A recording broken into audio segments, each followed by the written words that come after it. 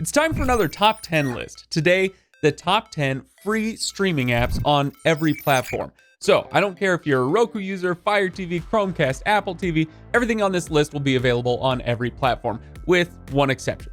We'll get to that. But there is a twist to this video. I do a lot of top 10 videos, but I never rank them. Today, I'm ranking them. Okay, so not only is this the top 10, we're going in reverse order. We're going from the least awesome to the most awesomest.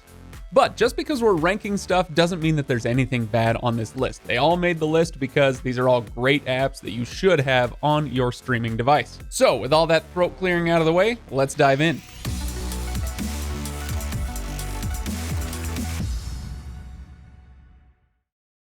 Thanks for joining me today, everybody. If you like the video, obviously like it, subscribe, all that stuff.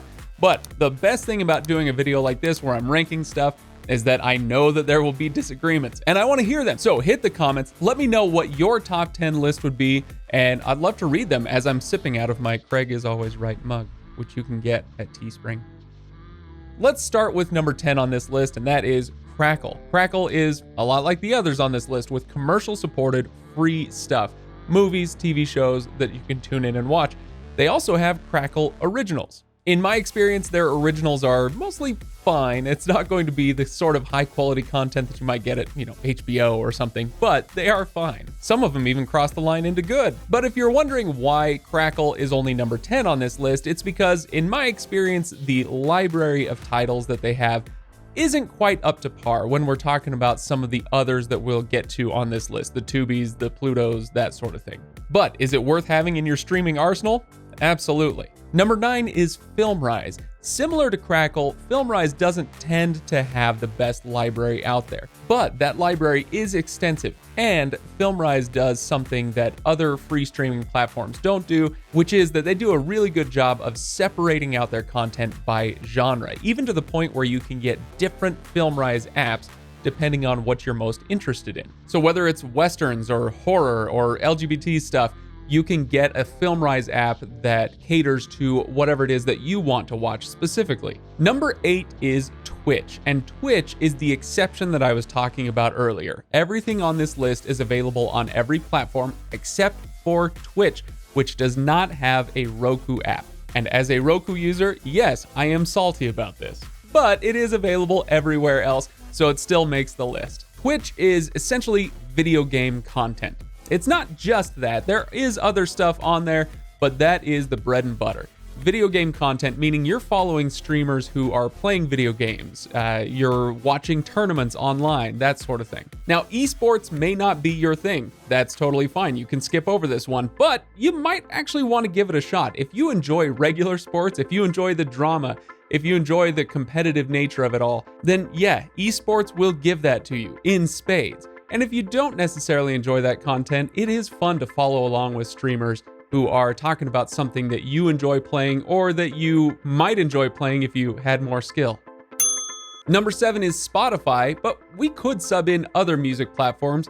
I put in Spotify because it's the biggest, the baddest, the bestest of them. But having a music streamer on your streaming device, I think, is a must. I just think you'd be surprised how often that comes in handy. Whether you're throwing a house party or just doing some chores, sometimes it's nice to have music on in the background rather than something you have to watch. Number 6 is Freebie, which, yeah, it's a stupid name, but it's better than the old name, which was IMDb TV, which is just tough to say. This is Amazon's free streamer. Okay, so they own Amazon Prime Video, but they also own Freebie. And this is where you're going to get that commercial supported content. They do have a better library, I think, than the other ones that we've talked about before. Better than Filmrise, better than Crackle. I think that Freebie does have a great library. This one is a must for your streaming arsenal because of that. Number 5 is Plex. Plex does allow you to stream movies and TV shows just like you would on Crackle, just like on Filmrise. And it would get lumped in with those ones, kind of higher up on this list, or lower, depending on how we want to think about it.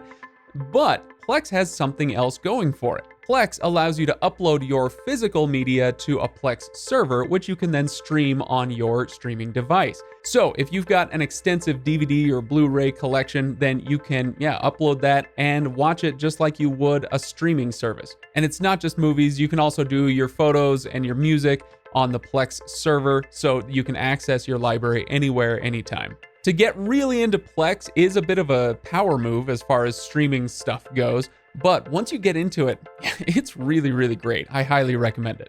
Number 4 is Peacock. Now, hang on a minute, because this is NBC's premium streamer, right? Well, they do have a free tier, and that free tier is pretty darn good. The catch here is that with Peacock's free tier, you don't have access to the entire library on the app. And one of the annoying things about it is that they still show you the other titles.